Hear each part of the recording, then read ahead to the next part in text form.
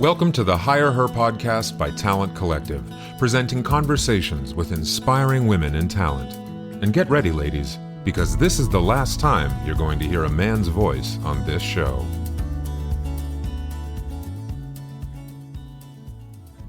Hi, everyone, and welcome to today's episode of HigherHer, a podcast put on by Talent Collective.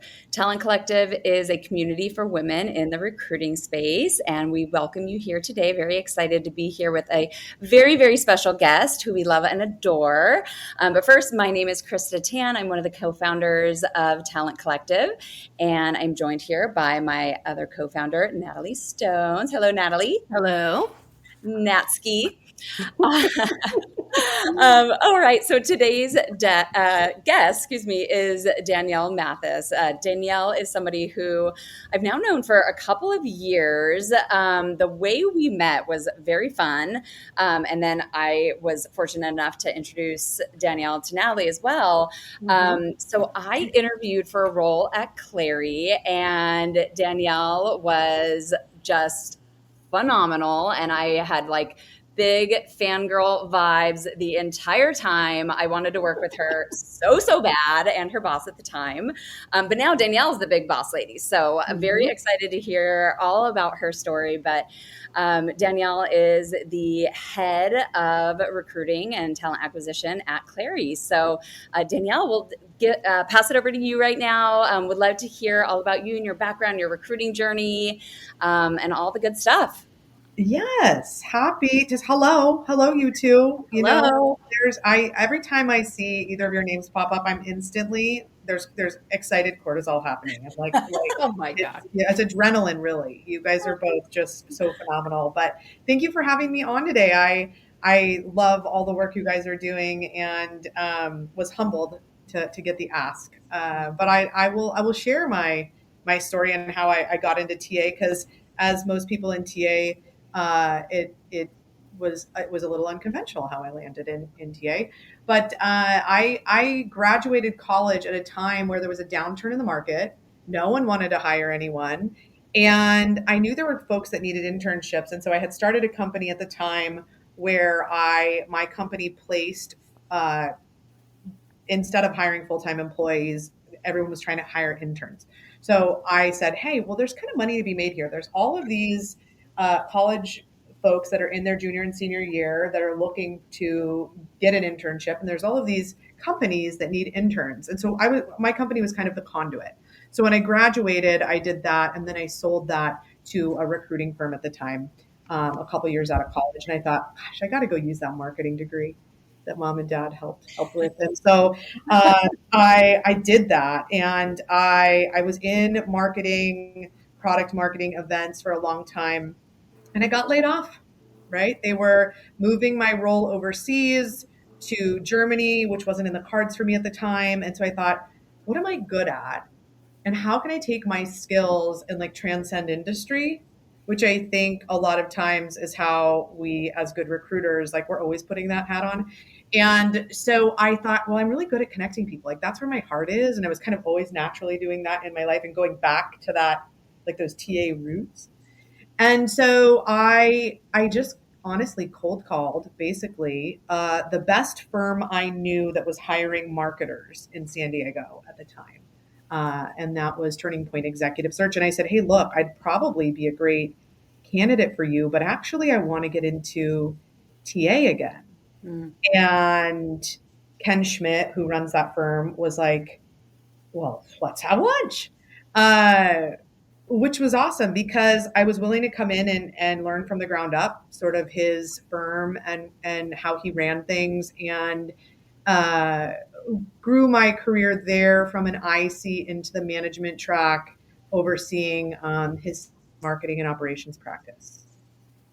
And so that was a fun time, and it was a very lucrative time because everyone was hiring. And so it was a really, really neat experience to kind of follow that journey and be grown by somebody who was just prolific in his management. It was really a great experience to learn that way and be able to put that hat on.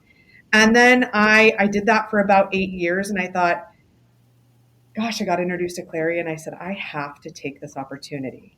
It was one of those, where you're like, okay, I'm doing this. And it was a big leap of faith at the time because they didn't have the role that I was going to be brought over for. And so I said, that's okay. Like, I just did this. I've done this before, right? Like, I'll start here and it'll take me to a different place. And so I did that. And I wasn't afraid to just kind of do any and everything, and meet all the stakeholders and make my mark where it made sense. And I grew into now owning the global talent acquisition for Clary, as well as the HRBP side of the house. So that's been a cool marriage too, something new and different, and kind of, we've seen this before in time in TA. So that's where I'm at now.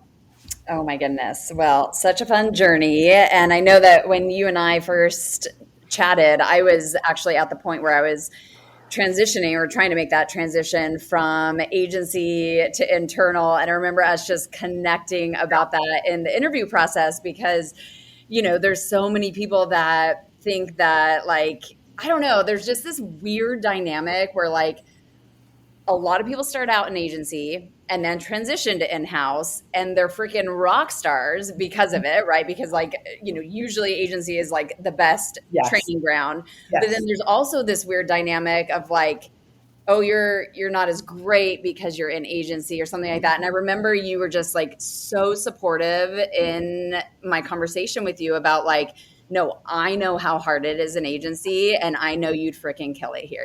Like you just had that, like, you gave me that boost of confidence that I think I needed at that point. And okay, I will tell you that the thing that I think is so cool is that in-house recruiter, agency recruiter, we're all recruiters. And I think if you're good, you're good. And I think you can thrive in any environment. And I just think that you got to learn. It's just different. I always say, like, those are apples and oranges, actually, right? And in terms of how you have to operate, but really I would say that the fundamentals are the same. So I love it because I love that agency hustle. mm-hmm. Yep. But I think coming in and being able to utilize that skill set, but also not be frustrated by the workings of being internal somewhere, because that is a machine. And you have to understand the machine. You got to figure out the machine, and then you thrive. So. Yeah, great. Well, I would love to hear, with all of your years in TA, do you have maybe like a funny story that you could tell us? Maybe a recruiting fail or something that just, didn't go as well as you had hoped, that ended up being just a really funny thing that you can look back on now? We have a wild one. This happened not long ago, but you get to a certain point in a company where people are doing crazy things, and we had somebody who was sending like fraudulent offer letters to people. Okay, they were saying like, "Hey, you've been hired by Clary," and so we had like kind of a good amount of people reaching out to us, being like, "Hey, I think I'm starting tomorrow." These were earlier in career, and we were going, "Hold the phone," right? We called and we got it all figured out. And those people were okay. We figured out a way to help them, like, figure out what was next for them in their journey. And none of them were like quitting jobs or anything like that. They were all early in career, but just graduating college, actually. So we helped them land softly, but we actually were able to hire several of them. So it ended up being this like amazing thing and cool story, like full circle moment where we were like, gosh, this started off really like, oh no, and ended up really like, well, this was serendipitous and amazing, and they're here and thriving. And so that was one that recently comes to mind. Oh my goodness, that is such a great story, and like a wonderful turn of events, right? Like serendipity. Serendipity. It was serendipitous for sure. That's crazy. Yeah. Did you ever figure out who was doing it? We did, and thankful that we did. You did. Yes. I always go off script. Please. So I have an off script controversial question for you. Let's do it. I was talking with somebody earlier today, one of our future founding members, because I think we're going to launch DC in February. But they were like, oh, we really, we want to bring the topic of should recruiting be folded back into HR?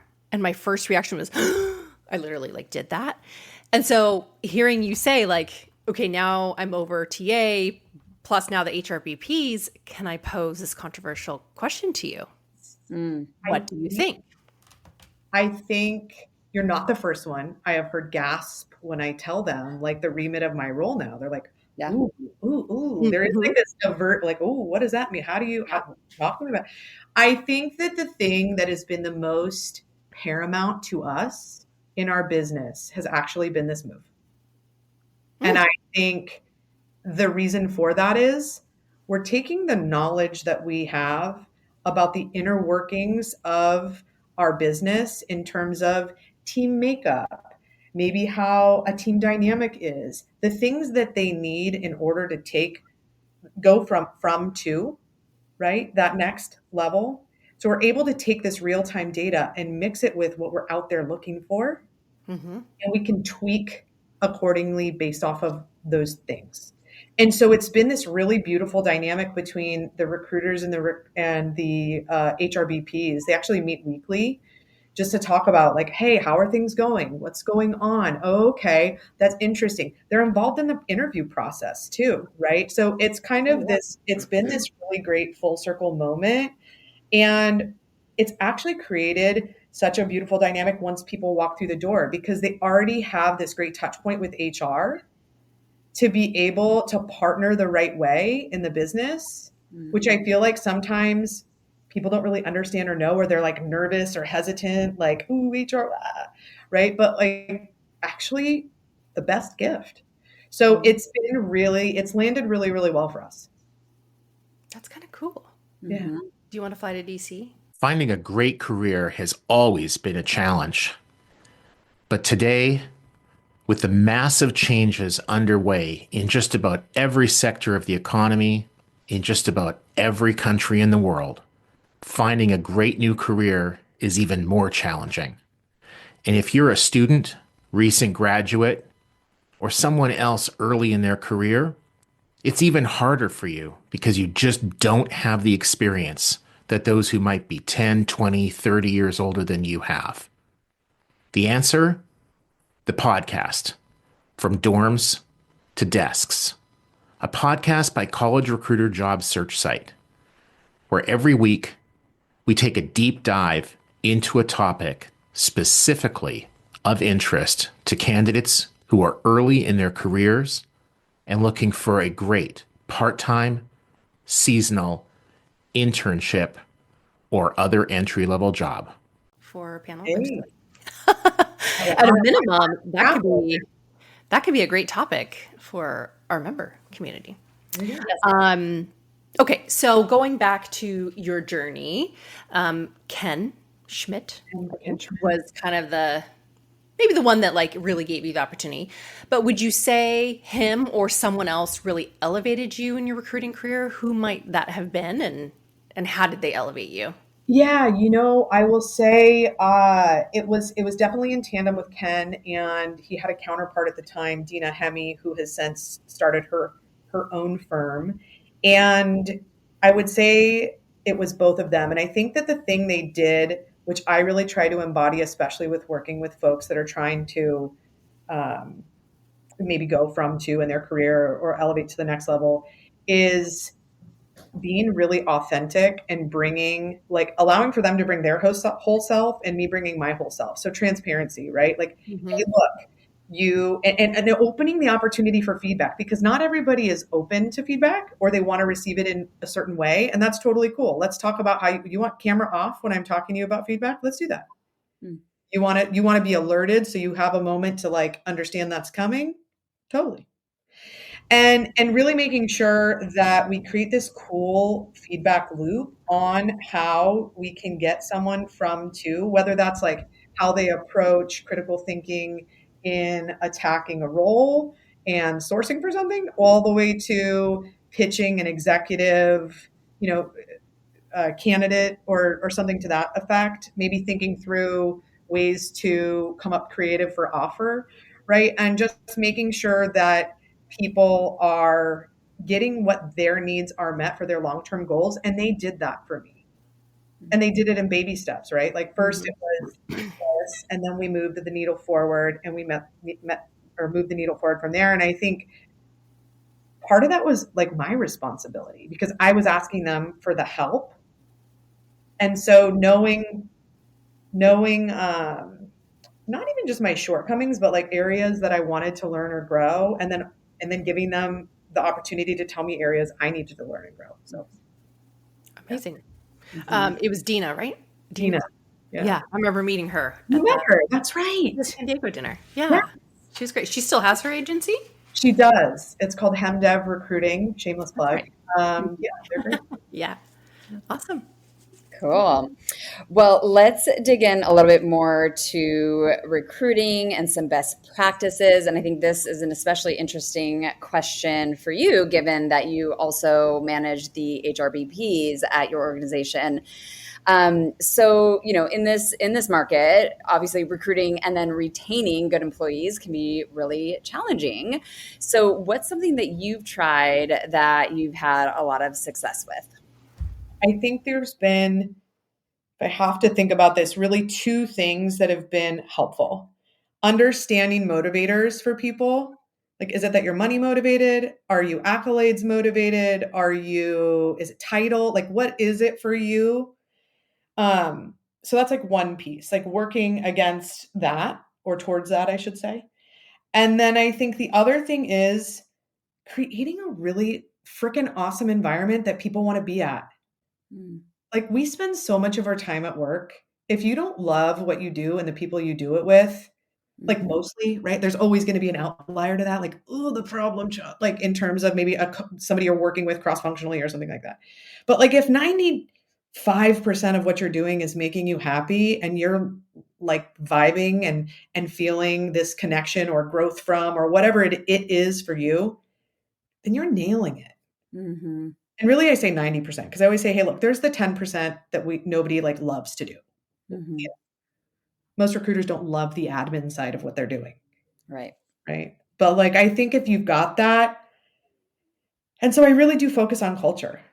Mm-hmm. I think that's been, I know that's such a like cliche, everybody says it, but like really at the root of it, no matter how busy I am or where I'm at in the world, like the small talk or the banter or the, hey, let's make sure we get a little happy hour going, or not letting those things drop because it can. And I just like, it's just a non-negotiable for me. Yeah. Well, and it's like, it's so funny because, everyone talks about culture, right? And like, and what is a good culture? And that means very different things to different people. But like, I think what you're talking about, and which I also agree with, is the mark of a good culture are relationships. And like, bringing importance to like, you're human, I'm a human, like, let's connect on that level and not just talk about work all day. Cause it's like, because you could do that easily. Yeah. Yes. Bring the fun. Yeah. And then I loved what you said first about like what motivates people. Yeah. This is a little bit more on like just total rewards in general, but there's a company, we had a panel months ago with that was more about like total compensation, total rewards, a company called Work Life. And their whole thing is all about like giving people the benefits and perks that they want, not what you decide, which I think is so smart. I think that's going to continue to be a trend. It's funny. I know those guys really well. I actually went to high school with one of them, which is a funny serendipitous thing. And I think what they're doing is freaking awesome. And I think that's going to be a huge shift for us as we see the job market shift. I really do think that it's not a one size fits all anymore. Yeah. And so I love what they're doing. I think that is a trend I'm starting to see more as I'm looking across. And I like, we've talked about adopting that here at Clary. I think it's something that I'm seeing a big movement in. Yep, definitely. Awesome. Thanks. I love that platform. Last question. Hello, this is Michael Vandervoort from the Drive-Thru HR podcast, where we discuss ideas, trends, and activities that impact HR, talent, HR technology in the workplace. Our focus is on expanding knowledge and igniting curiosity as we hear directly from people who are shaping the future of the HR industry. Join us. So when you think about women in leadership, what are the essential qualities that, we can all collectively help cultivate to get more women in TA into leadership roles? Kristen and I talk regularly about, like, anecdotally or in our gut, we feel like there are so many more men in TA leadership roles. You would Yep. be a great exception to this. So we're very passionate, obviously, about helping elevate more ICs into those roles. But are there certain things or qualities that you do with, any young professional women on your team to make sure that they're set up for success, or at your prior companies? I love this question. It was actually the one where I was like, yes, like I immediately jumped out, highlight it. We got to answer this question. I think there's two things that immediately came to mind, which were being data driven. Mm-hmm. Like, I think, like, you can't argue with the numbers, Mm-hmm. right? These are the 5 priorities. You're putting another priority on my plate. What's it going to, right? Like, just down to the little basics of that, but really leaning into being all things data driven. Hey, this is the capacity planning. You're asking us to do X, Y, and Z. This requires one other recruiter. Mm-hmm. Or we're okay with a backlog. So you tell me the answer. Mm-hmm. And I think the other thing is having conviction and owning your conversation. Yeah, that's really hard. It's super hard. And it's something that I think you have to build in time.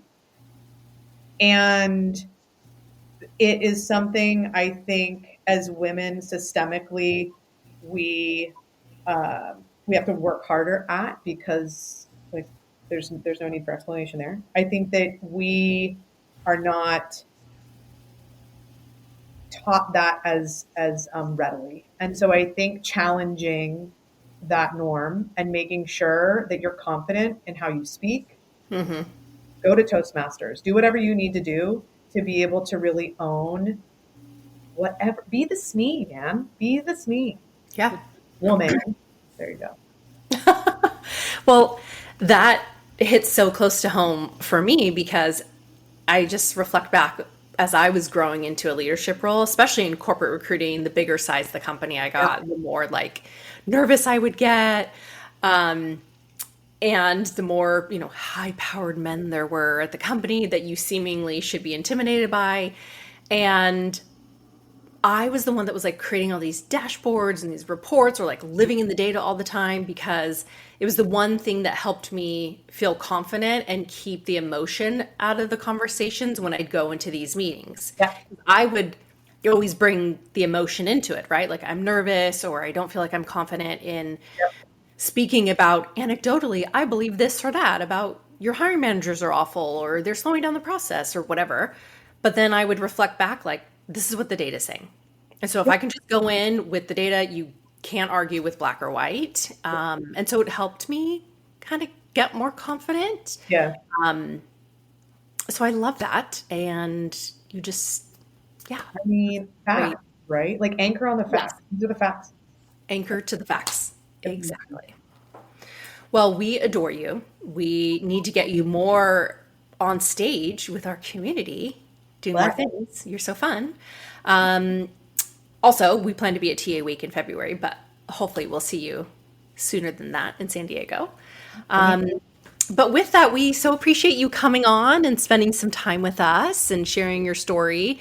Really the crux of why we do this is because we've met so many inspiring women that have become members of the community, but only those members get to hear each other's stories. So we want to shout it to the rooftops. And I love that elevation. You guys are doing it, and you're doing it insanely well. And it's so beautiful to watch. So thank you for having me be part of today. I appreciate it. Thank you, everybody, for tuning in. Until next week, be sure to like, share, subscribe, all the things. We're on all the channels, and we'll see you next time. Thanks, everyone.